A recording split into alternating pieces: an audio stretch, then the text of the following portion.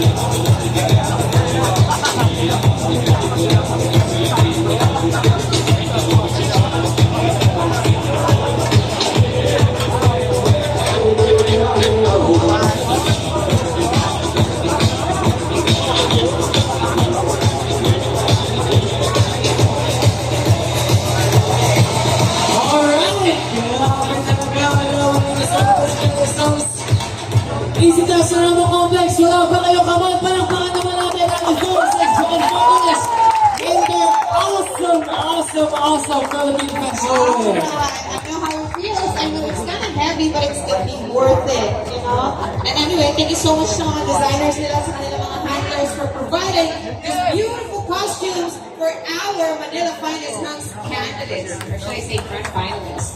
You took the words out of my mouth now. Palakpakan naman natin yung mga handlers ng ating mga Hunks. Grabe. Wala akong masabi. All from north to south, even yung central region is well represented talaga. Kumbaga the entire country. But anyway, earlier guys, medyo napaindang tayo because of the music. Also during our first segment, and with that, we would like to acknowledge our technical director, Miss Julia Martin, for creating our upscale visuals. This is what you guys seen earlier.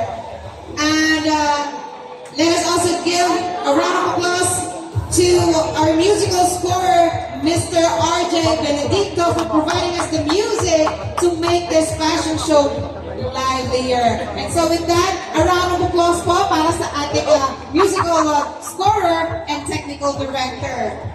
Palakpakan naman po natin sila. There you go. Grabe. Kaya pala yung music listener, kahit ako napapaindak backstage. Actually, dalawa tayo. Oo eh. Sumasayaw tayo. Masaya-saya na kami sa likod eh. Siguro, all I can say is, next year siguro, pwede na tayo sa Araneta, no? Para talagang kasya yung mga, yung mga Hunks natin, all their outfits. Para may space. May space. Sobrang siksikan backstage. But anyway, just like what we did earlier, I feel like our judges are now ready to share their top 3 for this segment, which is of course the Philippine Festival costume. And of course, the announcement of the grand winner.